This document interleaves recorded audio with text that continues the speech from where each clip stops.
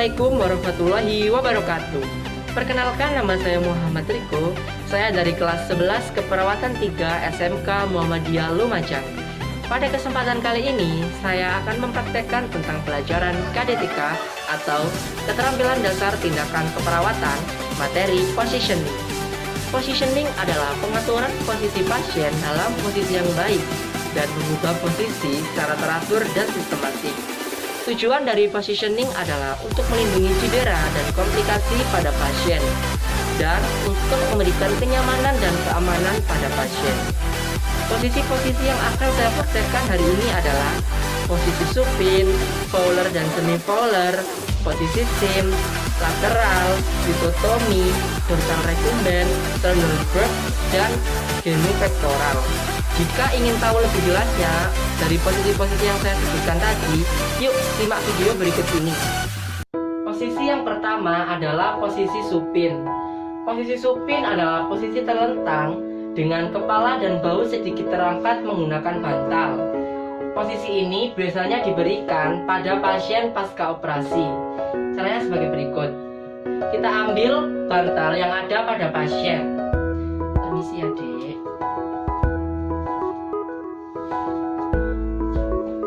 Setelah itu, posisikan pasien pada posisi anatomi.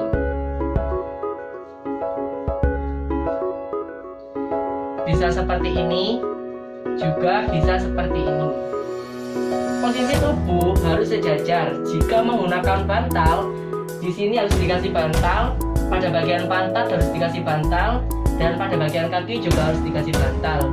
Jika tidak, bantal yang ada di kepala harus diambil. Kedua adalah posisi fowler dan semi-fowler, duduk atau setengah duduk. Yang kita bahas pertama adalah posisi semi-fowler atau setengah duduk.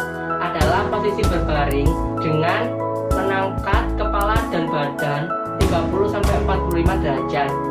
Posisi ini biasanya diberikan pada pasien yang mengalami gangguan pernafasan.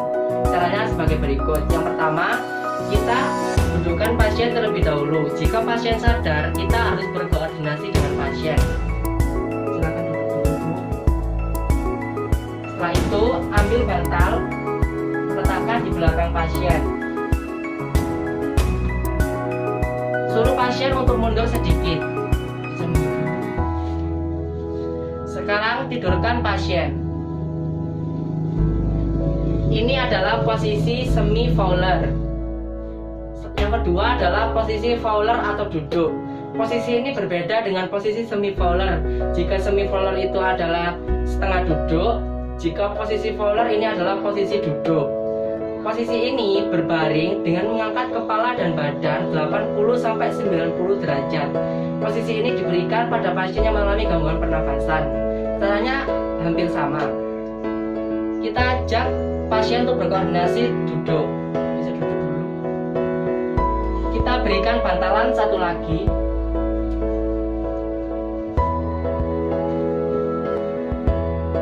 Suruh pasien untuk mundur sedikit.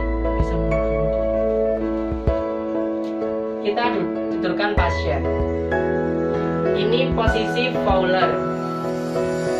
Yang ketiga adalah posisi sim. Posisi sim adalah posisi miring ke kanan atau miring ke kiri.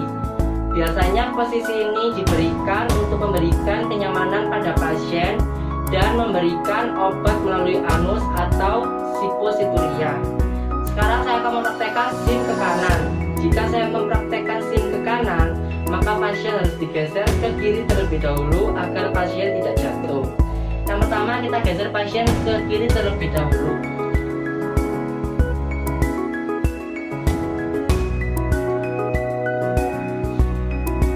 Digeser lagi.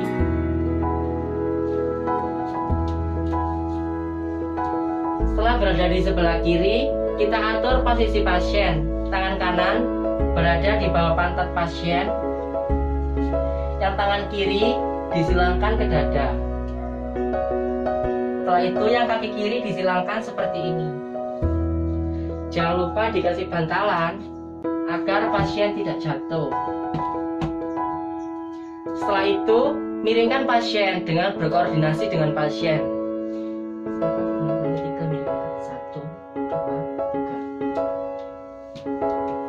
Setelah itu itu, benarkan posisi pasien agar pasien merasa nyaman.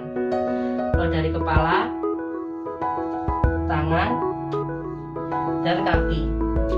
Dan tangannya sebelah kiri harus berada di bawah punggung seperti ini.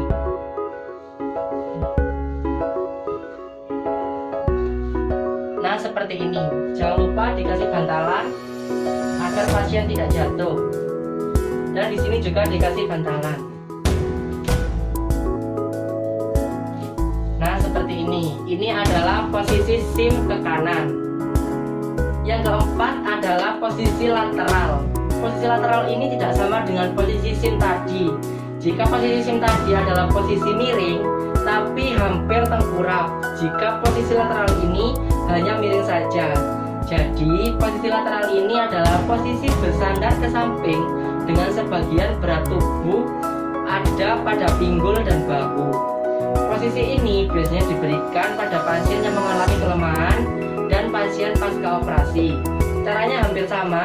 Saya akan miringkan pasien ke kanan, maka saya akan geser pasien ke kiri terlebih dahulu agar pasien tidak jatuh.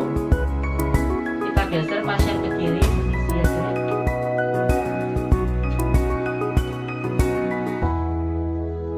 Kiri lagi sedikit.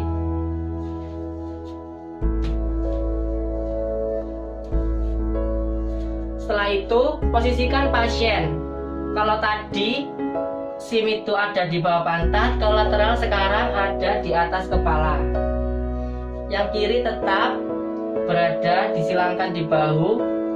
Yang kaki kiri juga disilangkan seperti tadi. Jangan lupa dikasih bantalan agar pasien tidak jatuh. Setelah itu, ajak koordinasi pasien. Jika pasien sadar, ajak berkoordinasi. Jika pasien tidak sadar, kita harus memiringkan sendiri. Sekarang saya pasien sadar.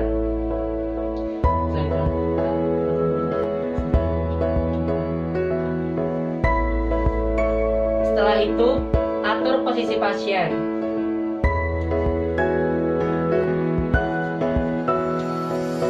Jangan lupa kasih bantalan agar tidak jatuh. Di kaki juga harus dikasih bantalan. Nah, ini adalah posisi lateral. Jika posisi SIM tadi hampir tengkurap, jika posisi lateral ini adalah sekedar miring saja. Posisi yang kelima adalah posisi litotomi atau seperti orang melahirkan.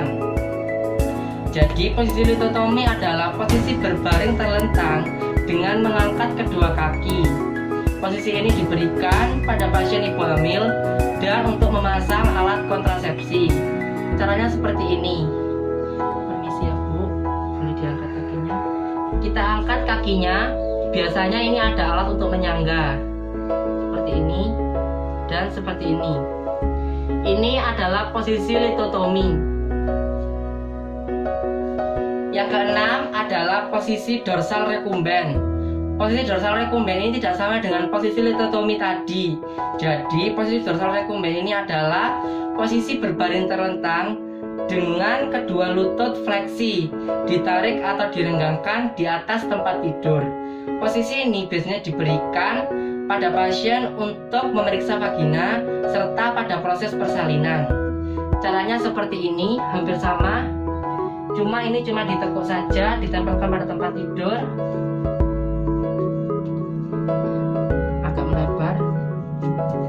Nah, ini adalah posisi dorsal recumbens. Kalau posisi litotomi tadi ditaruh di atas, kalau posisi dorsal recumbens sekarang ditempelkan pada tempat tidur. Yang ketujuh adalah posisi Trendelenburg atau posisi kepala lebih rendah daripada posisi kaki. Biasanya posisi ini diberikan pada pasien shock dan pasien yang mengalami hipotensi atau darah rendah. Caranya seperti ini. Kita ambil bantalan yang ada pada pasien. Permisi ya Bu. Setelah itu bantalan kita taruh di kaki. Jika kurang tinggi, kita tambahkan bantalan lagi.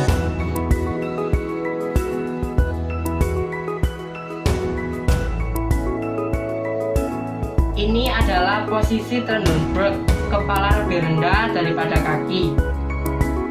Posisi yang kedelapan adalah posisi genum pectoral. Posisi genum pectoral adalah posisi menungging seperti orang sholat. Jadi posisi ini diberikan kepada pasien yang mengalami hemoroid atau ambeien, dan juga bisa untuk memasukkan obat ke dalam dubur atau suppositoria. Biasanya posisi ini dilakukan pada pasien sadar, jadi kita bisa berkoordinasi dengan pasien. Permisi dek, silakan menungging untuk dimasukkan obat ke dalam duburnya. Kedua tangan pasien ditaruh seperti orang sujud ini, tapi sedikit dibuka. Kepala ditempelkan pada tempat tidur, kaki sedikit dibuka. Nah, seperti ini adalah posisi genum pectoral, dan jangan lupa dikasih selimut untuk melindungi privasi pasien. Itulah posisi-posisi anatomi yang dapat saya praktekkan. Semoga bermanfaat bagi kita semua. Saya mohon maaf bila ada kata-kata saya yang kurang berkenan. Terima kasih kepada Ibu Amarnia Rahmawati selaku guru KDTK di SMK Muhammadiyah Lumajang yang telah memberikan tugas ini, sehingga kami dapat mengerti dan paham bagaimana cara mempraktekkan posisi kepada pasien secara langsung. Sekian, terima kasih. Wassalamualaikum warahmatullahi wabarakatuh. SMK Muhammadiyah Lumajang, satu jiwa taklukkan masa depan.